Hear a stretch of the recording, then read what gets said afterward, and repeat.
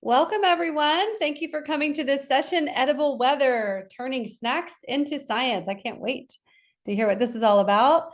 And we would like to welcome Jason Frazer, our presenter, and I'll let you go ahead and introduce yourself, Jason.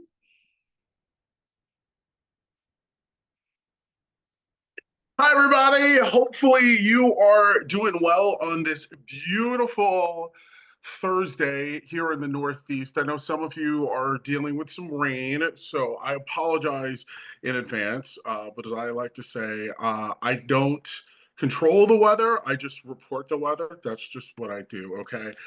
Normally, I like to begin with a funny weather joke. By the way, who wants to hear a funny weather joke before I get started? Just curious, anybody? Okay. All right. So here we go. What is the wind's favorite color? Anybody want to guess?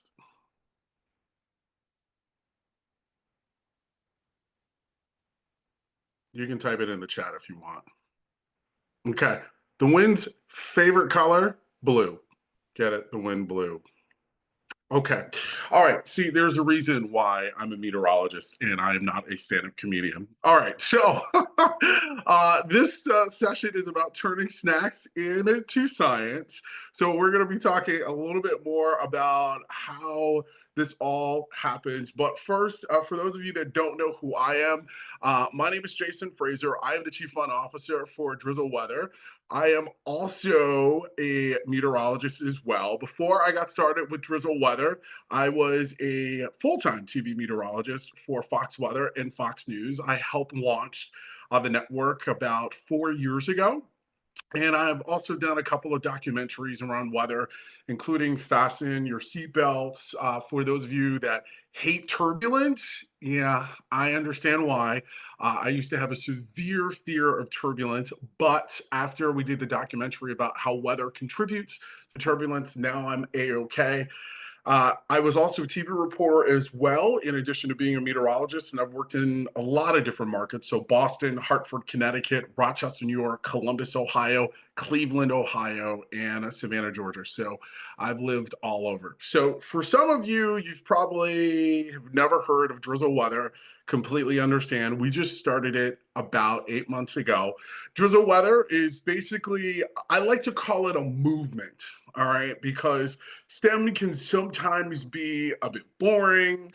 And I know that we've been really trying to encourage people to consider STEM career. And I know that, for some kids, they may think this is not even possible. And what I like to do is I partner with schools, nonprofit organizations, as well as after school programs, and I do virtual and in-person experiments around weather and climate. So we've done everything from putting the kids up in front of the green screen, which is what you see behind me here. No, this is not real. To also doing climate change stuff, where we analyze how ice cubes are impacted by the surfaces that they are on. So weather and climate, it should be fun. And today we're going to talk a little bit about kind of how that happens. So as you can see on one side, this was the green screen I'm talking about. With STEM leaders, we always need to be thinking about different ways to make STEM more appealing. So the green screen is right here. This is just one of the things. As you can see, I like giving high fives to kids and, getting them pretty excited about this. And when we did some internal studies, we figured out that 85% of kids told us that if you make weather and climate interactive, they're much more likely to remember it. They're also much more likely to consider pursuing careers. So this is part of the reason why I created one of these products called Edible Weather here. So all of this is in line with the next generation science standards. And I know every district, every state calls it something different, but with NGSS and weather and climate, it is a part of that. So if you're struggling with how to include it where you live, please make sure to reach out to me. At the end of this presentation, I will give you all of my contact info, and we can always strategize how you can come up with different ways. But when we think about weather and climate, we're talking about a couple of different things, right? We're talking about weather patterns, understanding how air pressure, temperature, and moisture influence weather patterns and climate. We're also talking about how the Earth's tilt and how it revolves around the sun impacts not only climate as well as seasonal changes. And in addition, we're also talking about how greenhouse gases, how they can impact not only how we see climate change, but also are impacted by climate change as well. And then we also have renewable energy, right? We have different things that can impact how we experience climate. And there's a lot of really cool different things that are happening in this country around renewable energy.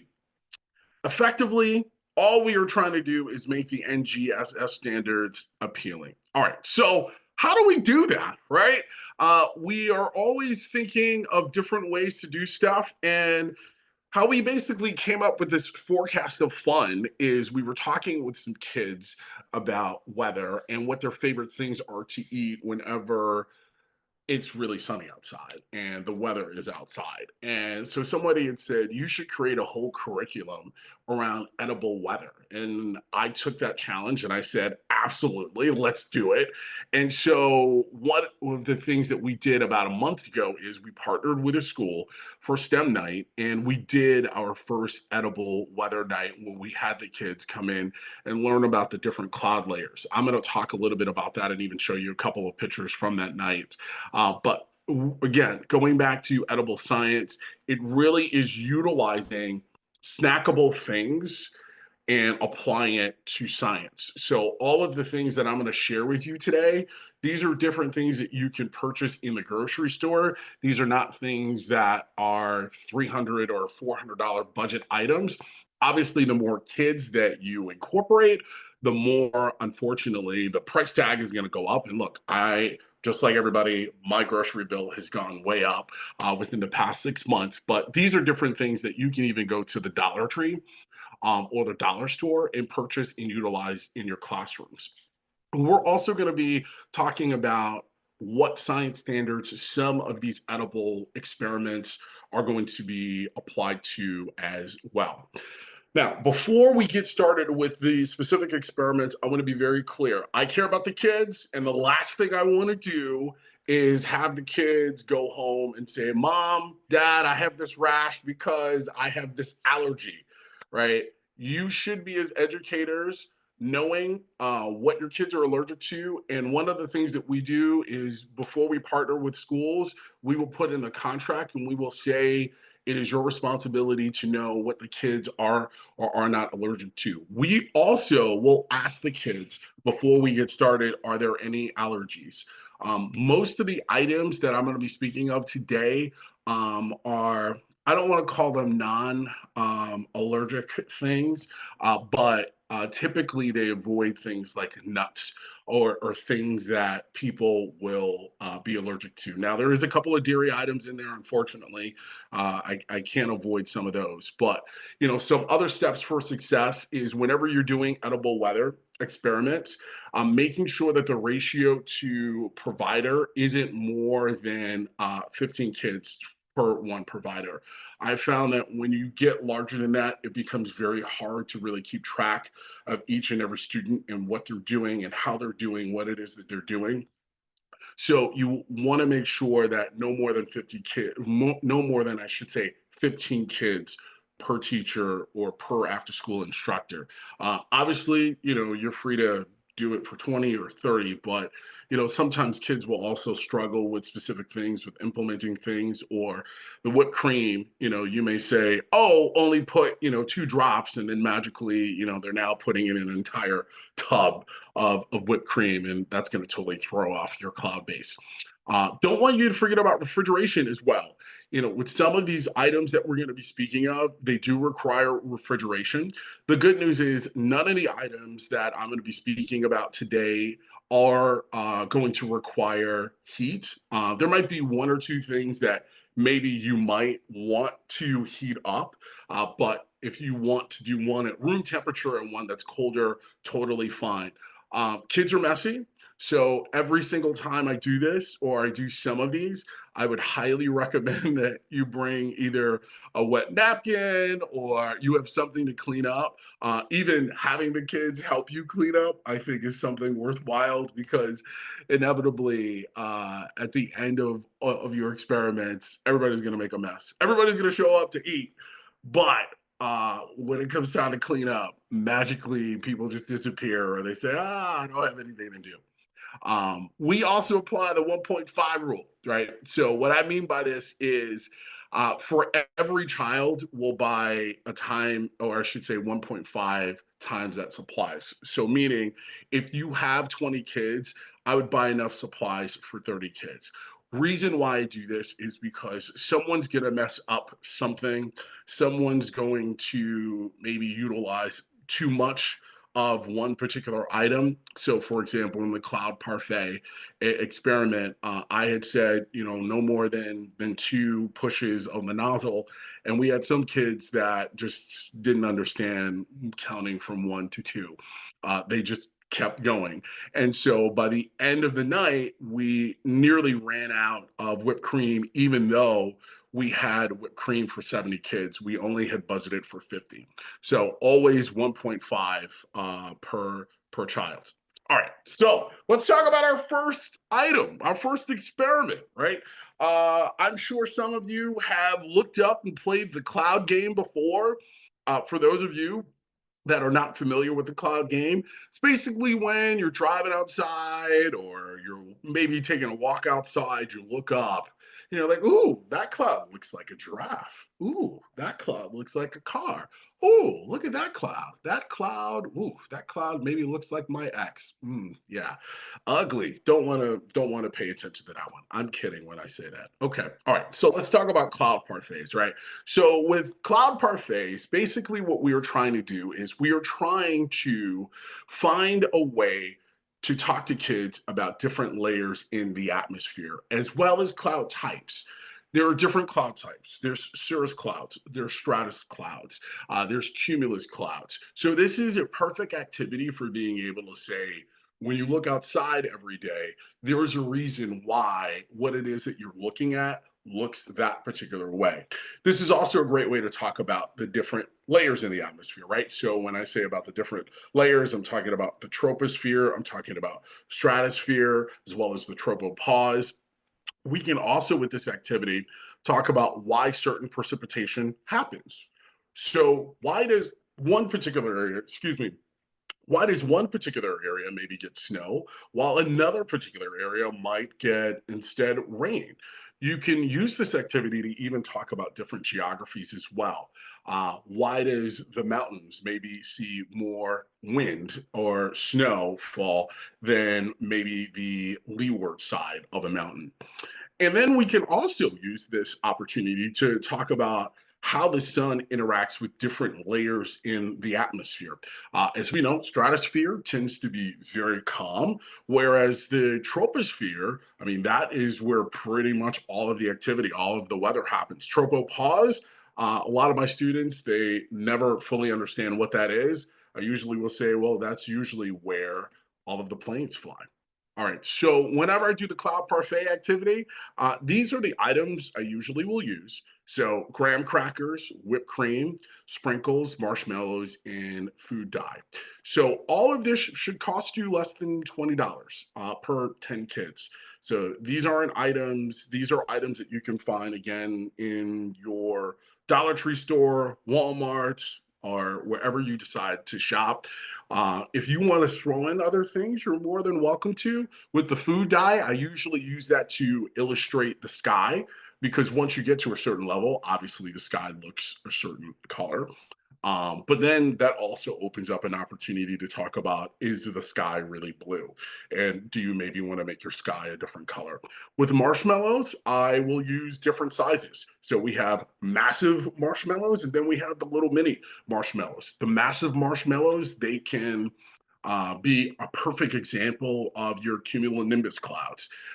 Your mini clouds, your mini marshmallows, they can be a perfect example of snow falling from the cloud. Sprinkles, Usually, I will use that to illustrate how clouds can change different colors. As you know, as the sun rises or it sets, the clouds can appear to change color, whether it's red, purple, or even yellow. And that's a perfect opportunity for me to say, what color do you want your cloud to appear? And why does it appear? Right? Again, basically based on the rotation as well as the Earth's tilt. The whipped cream, pretty standard. Those are your cumulus clouds. And then the graham cracker, I use that to help illustrate where we are on the ground and what happens above. Now, you may be thinking, my kids would not like, I don't know, graham crackers, which I've never met a kid that doesn't like graham crackers, but that's totally fine. There are some alternative ingredients that you can use, right? Whether it's bread, if you don't like whipped cream, there's always Cool Whip. If you don't like sprinkles, which again, I'm going to look at you funny if you don't like sprinkles, and I'm going to ask certain things about you as well as your childhood. But there is edible glitter that you can utilize as well. Keep in mind with glitter, it's going to be messy, but it's also really fun too. If you don't want to use marshmallows, you can also utilize ice instead. And if you don't want to utilize food dye for a variety of reasons, again, I understand, you can also utilize blueberries. Now, keep in mind with blueberries, you also have to think about refrigeration, and blueberries can also get expensive as well, as I know this as a parent because my kid thoroughly enjoys strawberries and blueberries, and I'm oftentimes overstimulated by the fact that she can go through 3 pounds of blueberries one week and then not like blueberries the next. All right, so as we are talking about cloud parfaits, we need to make sure that we're asking our students the right questions, right? So, what are clouds? Well, obviously, we know that clouds are basically examples of water vapor. They go up as a result of not only the Earth's warming, but also as a result of water vapor rising. They condense, and then we get what we see right there on the screen. This is also a perfect opportunity to talk about, again, why the clouds change colors. Why do they appear gray? Or why do they appear yellow? And then why do we have different layers in the atmosphere? What exactly is precipitation? And why do we get different forms of that precipitation, right? Why do we get rain? Or why do we get snow? Why do we get hail? Why do we even maybe even get wind? And the fun thing, I always like to end on something fun, which is what layer tastes better. That's always a fun one for the kids to try to ask, to answer, I should say. Some of them will say my cumulus cloud tastes the best. Some of them will say their sky tastes the best. I don't know. To me, I'm like, we're eating the same thing. All right. So if you don't like the cloud parfait, right? Or if you're like, hey, I don't know, here in my community of Montana, we don't necessarily see a whole bunch of cool clouds. We maybe want to do something else. We like the activity, but we don't really like to utilize that. Well, there's other things that you can use that are still within the same family. So the Stratus s'more stack, right? It still has the same thing where, s'mores. I don't know how many of you used to be campers, but you know how you have the graham cracker, you have the marshmallow, you have the chocolate, and then you have another graham cracker, right? So again, those are all different layers. All we are trying to do here is help illustrate to kids how the atmosphere is formed and what the different layers are and how they all interact with one another and why they're all important. If you're like me, you love your omelets, right? So we can even create a atmospheric omelet as well. Matter of fact, you know what? I just realized my email is open. So apologies about that. Let me make sure that I'm going to close that so that we're not interrupted. But when we talk about, the edible when we talk about the edible stuff, right, and we're talking about also, creating a omelet, there is an opportunity for us to put in there whatever we want, right? So if we want to put in there a varying degree of ingredients to represent the troposphere, stratosphere, and beyond, right? If you want to maybe put at the bottom, you can put some eggs, and then maybe at the tropopause, you can put some tomatoes, and then maybe in the stratosphere, you can also put some spinach. You can do whatever you want if you have access to heat. I know some of you may not necessarily have access to heat. So I always want to make sure that whenever we talk about these edible things, They are things that not only are safe, but also ensure that our kids are safe as well. All right, so here's an example of Cloud Parfait in real life here. So the kids right here, they were creating their sky, so we were utilizing food dye. One drop. There you go. One drop for me. All right, one drop for me. One drop for me. And as you can see, they were being obedient during this one. There have been some of them that they haven't necessarily been as obedient. But then one of the things I did right after is I would have them, this is the final step of the Cloud Parfait. What I would have them do after is take a spoon. Mom is behind her, supporting her with the cloud. Here you go. Let's try the cloud. And I think you can see, based on her reaction, oh yeah, that's good Cloud Parfait. So again, we're always trying to figure out ways to interact with the kids and engage, the kids there. She actually came back for a second Cloud Parfait, which was pretty funny as well. So in your particular area, if you're like, hey, I like this idea, but I don't know if Cloud Parfait would really maybe be the best thing. Here are some steps that you can utilize to create your own edible weather. And I'm going to talk about two more activities here, but one of the things you can have the kids do is you can pair them up in the small groups, and you can ask them what's their favorite thing that they like to eat. I know every kid likes pizza, usually. You might have kids who may say, you know what, I don't know, ice cream and sprinkles. You can have them do that. And you can also have them brainstorm ideas around what snacks we can help utilize to model this particular scientific concept. In addition, after that, you can have them share their ideas with the greater audience. And then we can talk about materials that you can utilize in order to connect your STEM learning. And then after that, we can discuss the connections to science, right? So again, it's always about making sure that we're connecting it back to the real world concepts. And I have usually found that when the kids come up with their particular idea, they're usually way more engaged, and they're usually happier. And then, of course, they're going home and they're telling mom and dad. So I want to give you some other items that you may be able to utilize as well. This is one called precipitation puddle cups. Try saying that really quickly 5 times. All right, so with this particular lesson, we're talking about how we can model cloud saturation and how different precipitation happens. So you can use whatever form of pudding that you want.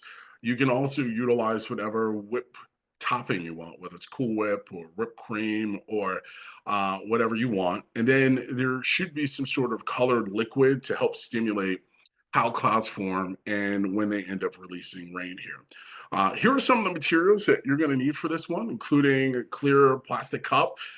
It's up to you if you want to utilize 3 ounces or 4 ounces or even 8 ounces. You can easily get some vanilla pudding from your store. Sometimes at Walmart, it's like 99 cents or maybe $1.99 as well. Your vanilla pudding, this can act as an atmosphere. Your whipped cream, that's your cloud layer. And then, of course, your food dye, which, I have on here blue food dye to be representative of the sky. Again, you can use whatever food dye you want. If you want a red sky, you can have that as well. And then we can't forget about the spoons, right? Because the kids got to be able to eat it at the end. Because if they don't eat it, then of course they're like, why didn't we build this, right? So we got to do that. Here are some of the precipitation puddle discussion questions, right? So what did you notice when you started adding in some of that blue food dye? What happened with the cloud layer? Did it dissipate? Did it increase? What happens in the sky when the clouds become saturated? We know that, once these clouds become pretty saturated, right? You get that dew point of 100%. Inevitably, you're going to start to see some rain that happens, right? And then we can talk about how temperature might affect different precipitation as it falls.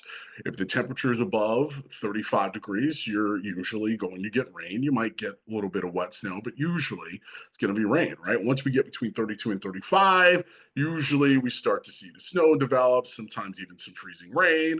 And then once we're below 32 degrees, usually we'll start to see a lot more snow. Usually it ends up being dry snow.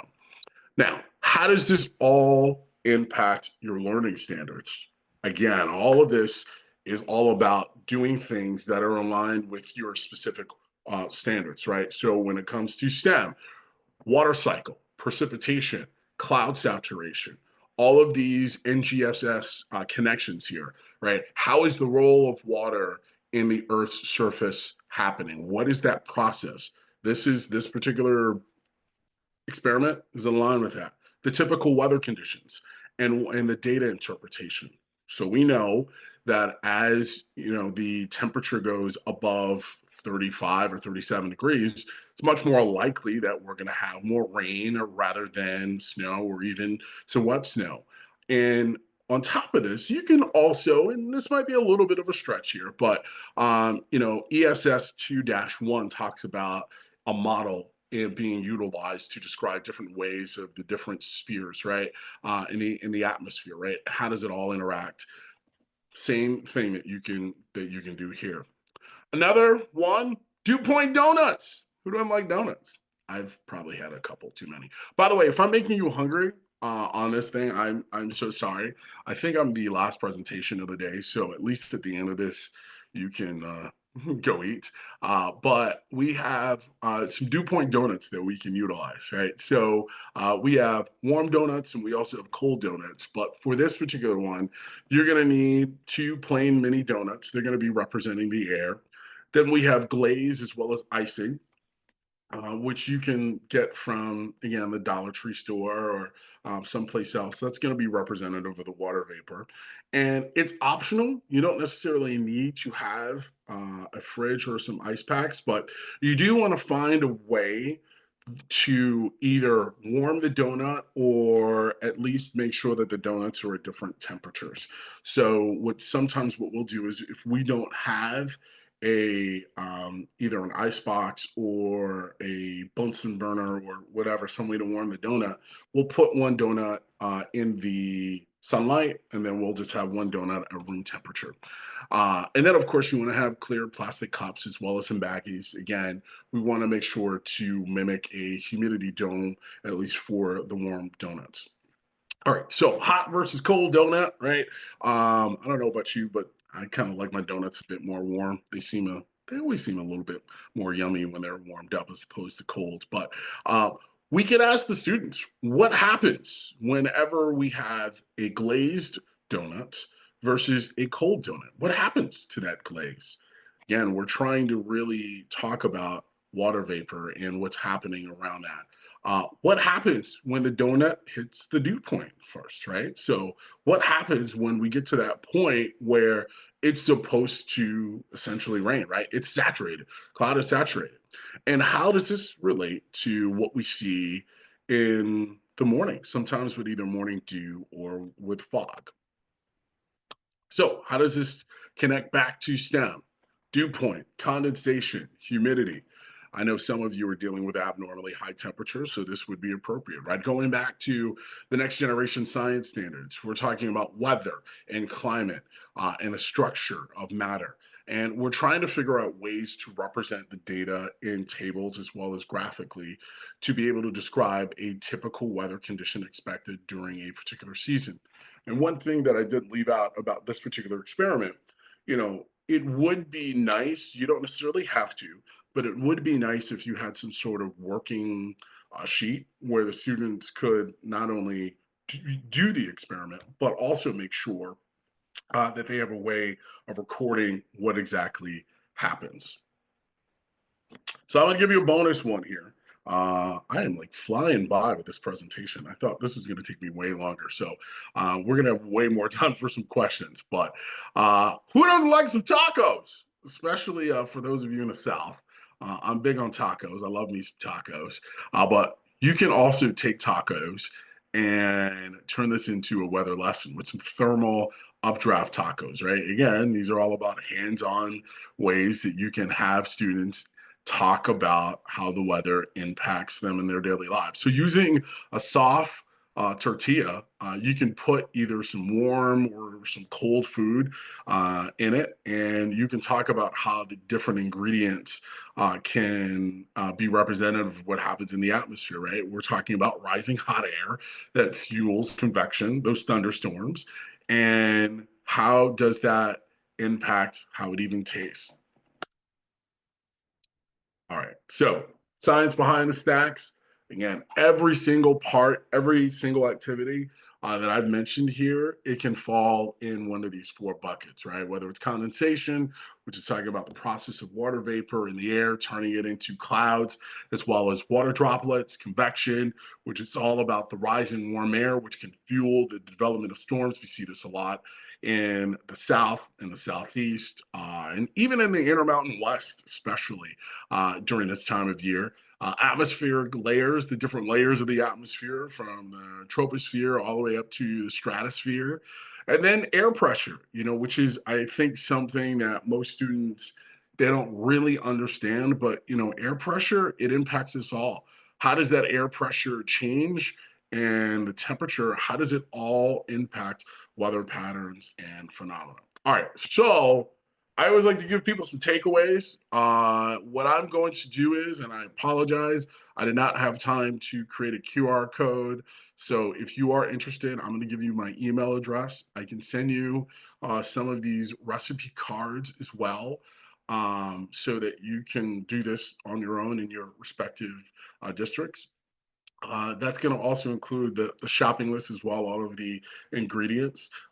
If you were like, hey, you're really interactive and we like you, you're not only handsome, but you're also engaging as well. We travel around the country as well. There's no place that we won't go, especially if you are going to be feeding us as well. So we can make sure to schedule that. But that's my info. That's my email address. If you're on Instagram or you are on TikTok, you can also follow us at Drizzle Weather as well. But my email address, that's probably the fastest way to get in touch with me, which is jason@drizzleweather.com. So I blew past this. I'm going to open it up to questions. And yeah, what do you want to know? I think, I don't know. Are you able? I don't know if I have to, for the questions, if you have to put it in the chat or if. They can unmute themselves. I think we have chat turned off, so everybody can unmute and talk. And while we're waiting, I just want to say thank you because we connected via LinkedIn, and that's how you found out about this event. So thank you. Yeah, it actually does. It actually does work. Yes, I it can't tell does. you, Yes, it does. I actually can't tell you how many times I was suspicious of LinkedIn, and then of course, like I launched this business, and then people heard about it, and then they started reaching out to me on LinkedIn, and I was like, "Who are you? And how did you even know me?" And come to find out, yeah, here we are now. So Yeah, yeah, LinkedIn does work. LinkedIn does work. Yes. Well, I do have to say that this presentation made me hungry. I might have run over to the fridge during. Right. I sat here and started eating fruit myself, like, okay, this is really making me hungry. Well, and see, and this is why it's imperative at the end, you gotta have the kids eat, all right, because otherwise they're gonna be looking at you like, wait, you had us do all of this and we can't even eat? Come on. So yeah, you're welcome for making yourselves hungry. Matter of fact, I don't know, maybe next time I'll get like Uber Eats or I don't know, maybe And somebody else. I don't have a question per se, but I will say one thing I liked about everything you shared, because I have an issue with activities where youth are playing with food and making like necklaces and basically throwing the food away. Because we do have a lot of children who have food insecurities. I like these activities because they can eat them. So it's something that can be incorporated into snack, and they could do STEM and snack together as they're doing, these types of activities. So the food is not going to waste. The youth can eat the food, which is a good thing. Yeah, and everything I mentioned here. I mean, the most expensive thing probably on this is going to be the tortillas, right? Right, right, Which, depending on where you go, I mean, it's probably going to be 3 to like 6.99, right? right. But I always want to make sure that whatever activities that we recommend, that they Mhm, are low budget or things that you can go out to the Dollar Tree, to get. Look, mhm. I know all budgets are stretched, right? I mean, Right. especially in this economy. So, I mean, I'm sure if you want to be bougie like me and my wife, we can create a organic lesson where we can have you source fruit from Whole Foods. But I know for most programs, Not for most programs, no, I don't think so. Yeah. But thank you for sharing something that they can actually use. And I'm even thinking when it comes to um programming and grants and whatnot, this is like, wow, it could be written in as a STEM activity, maybe instead of a meal. And then it Mhm. could be a meal. So I might be wrong, but I think it could. And by the way, shameless plug, in July, we are going to be creating the first edible weather book.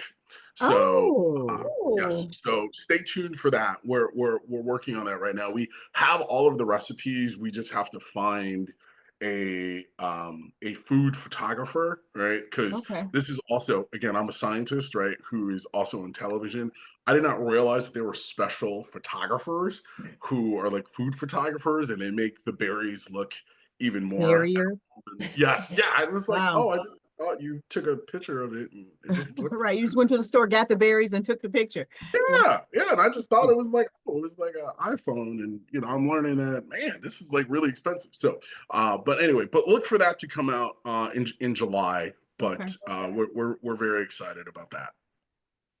I see somebody turned on their camera, so that means okay, we're not all AIs. I Somebody did. decided to be an AI. I like to send a lot of things home with families because we do STEM too, and we like to tell them like they don't always know they're doing STEM. So to be able to send like a recipe home, and then the kids is able to do it with their parent or show another sibling or a cousin or whatever. I try to send activities home, so I like this because it's very simple and, like you said, very minimal. Mhm. So parents don't necessarily have to worry about a huge cleanup. I mean, obviously everything with a little bit of grace, but I'm along with whoever just talked about food insecurities. A lot of our kids, the same thing. So anything that's edible keeps their attention. Our kids also like hands-on, so um, I really did appreciate being able to bring this home.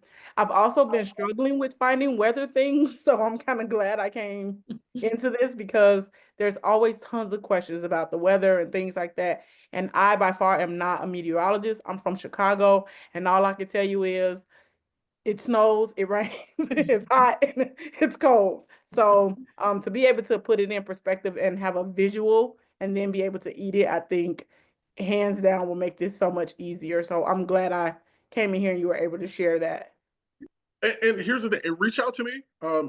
We can talk about doing some stuff, as well. I was just talking with a couple of PTOs actually in Illinois about doing some things in September. So let's definitely talk offline. I'd be happy to to chat with you about that. We look. I know especially with kids, they can be how should I say this? They can be finicky. And so, when you start to, find a way to apply, something that they do every single day that they may not realize actually has a connection back to science, I love seeing the bells go off, Mhm. or the aha moments. So, let's figure out a way to continue to do that in Chicago because you guys need it, especially with that lake effect snow off of Lake Michigan. And you know, also in the middle of fall and spring, I'm always fascinated by how the temperature can literally go from 32 degrees to 72 in a matter of like 12 hours. Yep. I'm like, what? How does that happen? But Yep. nonetheless.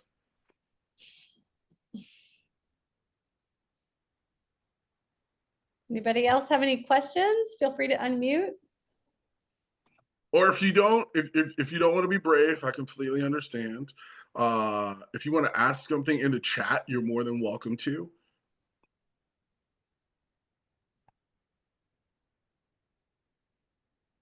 So, I thought Jason, this, I have another question. Have you heard of, or do you have on your radar, have you heard of in-person out of school time conferences? I can say I only know of one other weatherman who I have seen at an out of school time conference. And he's from Kentucky. And it's it's an area, just like the young woman just said, weather is something that people sort of shy away from when it comes to STEM because they don't know. So I have your email address now. I will, and I'm one of the organizers too. I will share with you some upcoming out of school time conferences, our 25, 26, 25, 26 conference schedules or different conferences around the country. Again, you would be one of a few who would be doing this type of presentation, so it would probably be well welcome. yeah, no, look, we travel all around the country. Okay. As I say, as long as Delta flies there, because I'm bougie, you know, Right. we can go. You know, look, you know, I'm platinum medallion, so I'm trying to use these sky miles as much as I can. Okay. All right. No disrespect to Southwest or JetBlue. I just, you know, I can't You get like down. what you like. Right. I Right. look, you know, we're gonna do it. Let's do it. But yeah, no, with that being said, look, you know, part of the reason why we created this business about 8 months ago was because over the course of my 17 years in broadcasting, as I did a ton, I mean, I've done hundreds of school visits. This was one of the things that teachers told me about. They said, we love weather. We want to talk more about weather. It's just there's not a lot of resources out there. And when you Mm-hmm. think about weather, you know, it doesn't matter if you're rich, poor, black, white, purple, green, it impacts us all. Right. And as more and more states are beginning to say, hey, we need to do something about this, Mm-hmm. you know, what are some different ways that we can utilize it? You know, we're trying to position ourselves to be the go-to person. Now, I say that with, you know, a grain of salt, because I know some of our lessons we have to adjust the titles for, right? We can't Right. call it climate change. We have to call it climate assessment or climate adjustment. Right. You know, because we want to make sure to steer clear of the politics of it. But you know, we're open, and we would love to talk about, you know, how to do something in person. Okay. I have one more question. Those cards that you said you'll send, should we email Hmm? you and ask for them? Hmm? Or Yeah, okay. just And yeah, then yeah, just email me. And matter of fact, here, I'll put my info up on the screen again. Just if you guys didn't catch it. But yeah, yeah, no, I I'd be grabbed happy it. to share. Yeah, And I'm a then share. just is there something in there related to tornadoes specifically? Because we did a unit on earthquakes and we used it actually was an edible one. We used Jello. But is there one in specific in those cards? Do you have one related to tornadoes? Because our kids are a little obsessed with that too.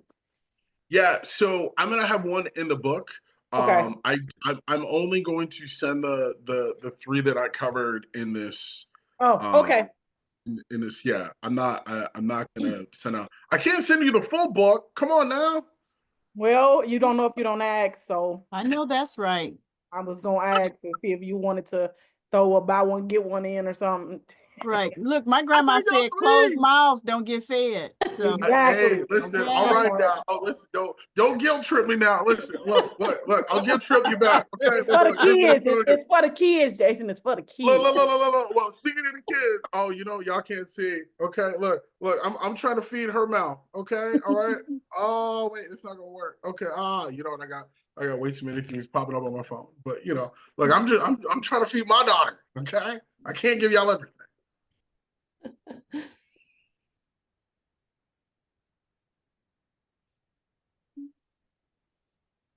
Well, Well, Jason, thank you so much for sharing your enthusiasm about weather and about this particular way of learning about weather is just inspiring. So we really appreciate you taking the time to share all this. We'll keep an eye out for your book coming out in July. Lots of interest there. And for the participants, this is the last session of the day. And we thank you for attending. You're going to receive a follow-up email with a conference feedback form to help make Ready STEM Go 4 even better. So next yes. conference. Yes. And all of the sessions were recorded and will be available to all attendees in the event lobby. And you'll get instructions in that email on how to get in the event lobby and access all the recordings, because there were 2 other sessions going on during this one that you might want to watch, or you might want to watch this one again and write down those ingredients or look back and get Jason's email. So keep an eye out for that email. Thanks so much, everyone. Have a wonderful day. Thank you.